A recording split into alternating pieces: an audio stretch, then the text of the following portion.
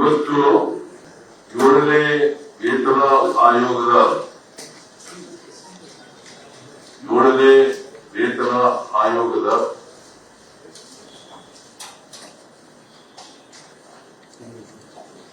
ಆಯೋಗವು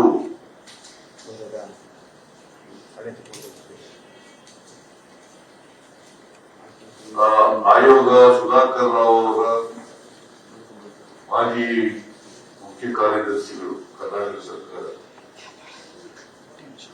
ಅವರ ಅಧ್ಯಕ್ಷತೆಯಲ್ಲಿ ರಾಮಮೂರ್ತಿ IAS ಅವರು ಸದಸ್ಯರು, ಆಮೇಲೆ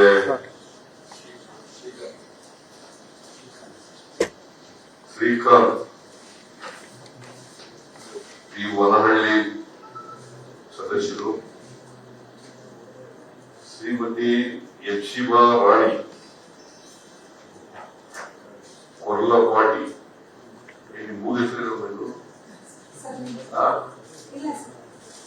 ಕೊರ್ಲಪಾಟಿ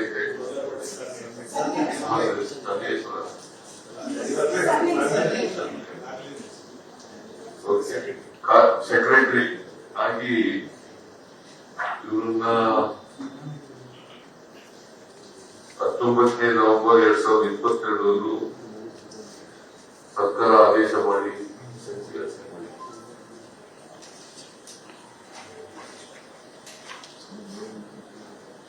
ಸರ್ಕಾರ ಇಂಟ್ರೀಮ್ ಆಗಿ 17% ಅವರ ಬೇಸಿಕ್ ಪೇ ಮೇಲೆ ಹೆಚ್ಚು ಮಾಡಿ ಒಂದು ಆದೇಶ ಹೊರಡಿಸಿ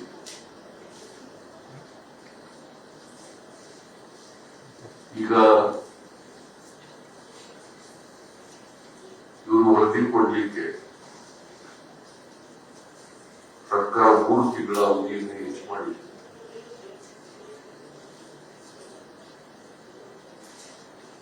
ಎಲ್ಲಿಗೆ ಅಂದ್ರೆ 15/3/2024ಕ್ಕೆ ವರದಿ ನೀಡಿದ್ದಾರೆ. 15/3/2024ಕ್ಕೆ ವರದಿ. ನಿನ್ನೆ ನಾನು ಮೈಸೂರಿನಲ್ಲಿದ್ದರಿಂದ ತಗೊಳ್ಳಕ್ಕಾಗಲಿಲ್ಲ. ಅವರು ವರದಿ ರೆಡಿ ನೀಡಿದ್ರು, ನಾನು ವರದಿ ತಗೊಳ್ಳಕ್ಕಾಗಲಿಲ್ಲ. ನಿನ್ನೆ ಮೈಸೂರಿನ ಡೇಟಾ ಬಂದಿದೆ, ಹಾಗಾಗಿ ಇವತ್ತು ಬೆಳಿಗ್ಗೆ ತಗೊಳ್ತಾ ಇದ್ದೀನಿ. ಅಂತಿಮ ವರದಿಯನ್ನು ನೀಡಿದ್ದಾರೆ.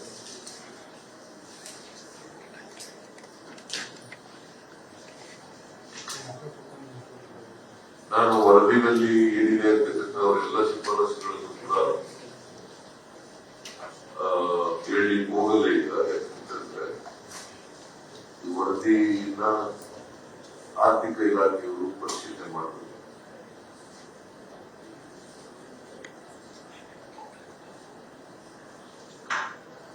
ಅದು ಮುಖ್ಯವಾಗಿ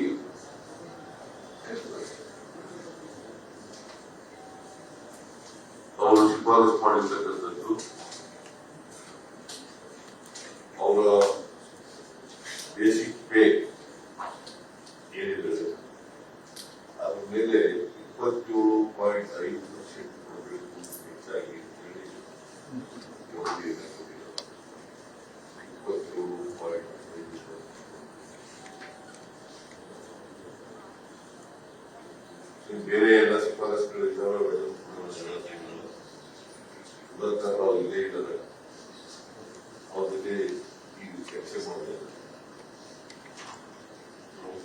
ಶಿಫಾರಸುಗಳು ಆ ಎಲ್ಲ ಶಿಫಾರಸುಗಳನ್ನ ಆರ್ಥಿಕ ಇಲಾಖೆ ಪರಿಶೀಲನೆ ಮಾಡಿ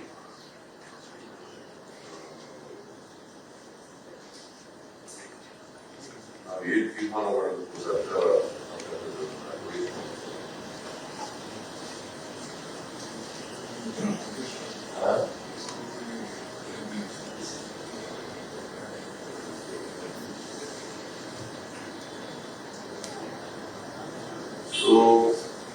ಅದು ರೆಕಮೆಂಡ್ ಮಾಡಿ ಅವ್ರು ಬಂದ ಮೇಲೆ ಗೌರ್ಮೆಂಟ್ ಮೀಟಿಂಗ್ ಅವರು ಶಿಫಾರಸುಗಳ ಮೇಲೆ ಪರಿಶೀಲನೆ ಮಾಡಿ ಏನು ಸಲಹೆ ಕೊಡ್ತಾರೆ ಆ ಸಲಹೆಗಳನ್ನ ಸರ್ಕಾರ ಅವ್ರ ಬಗ್ಗೆ ತೀರ್ಮಾನವನ್ನು ಮಾಡಿ ಅದನ್ನ ನಿಮಗೆ ತಿಳಿಸ್ತಕ್ಕಂಥ ಕೆಲಸವನ್ನು ಮಾಡಿಸಬೇಕಾದ್ರೆ ಸರ್ಕಾರಿ ನೌಕರರು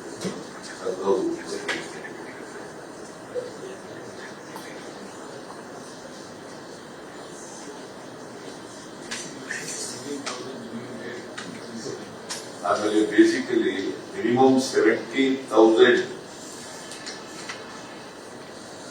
ಸ್ಯಾಲರಿ ಇದ್ದದ್ದು ಅದು 27,000 ಮಿನಿಮಮ್ 70,000 ಇದ್ದದ್ದು ಅವ್ರ ಶಿಫಾರಸಿನ ಪ್ರಕಾರ ರಾಜ್ಯ 27.5% ಫಿಟ್ಮೆಂಟ್ ಪ್ರಯೋಜನವನ್ನು ರಾಜ್ಯ ಸರ್ಕಾರಿ ನೌಕರರ ಕನಿಷ್ಠ ಮೂಲವೇತನ ವೇತನಗಳಿಗೆ ಅಸ್ತಿತ್ವದಲ್ಲಿರುವ 17,000ರಿಂದ 27,000ಕ್ಕೆ ಶಿಫಾರಸು ಮಾಡುತ್ತದೆ.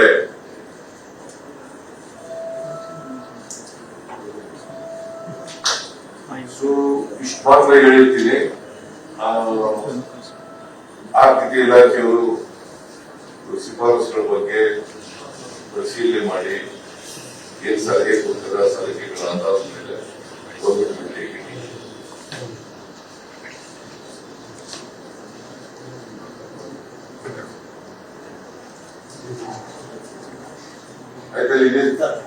ಮೋಸ್ಟ್ಲಿ ಲೋಕಸಭಾ ಚುನಾವಣೆ ಬಳಿಕ ನಿರ್ಧಾರ ಆಗ್ಬೋದಲ್ಲ ಸರ್?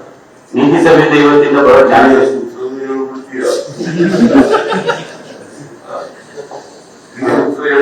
ಅಲ್ಲ ಸರ್, ಗಡುವು ಏನಾದ್ರು ಕೊಟ್ಟು ಆರ್ಥಿಕ ಅಂತ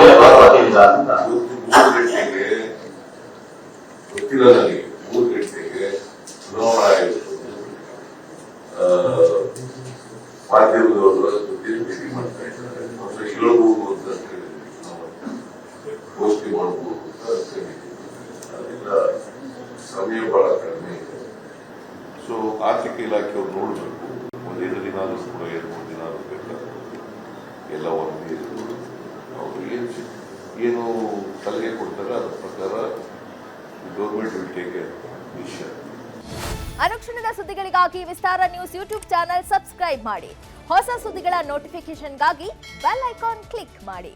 ಲೇಟೆಸ್ಟ್ ಅಪ್ಡೇಟ್ಸ್ಗಾಗಿ www.vistaranews.com ವೆಬ್ಸೈಟ್ಗೆ ವಿಸಿಟ್ ಮಾಡಿ.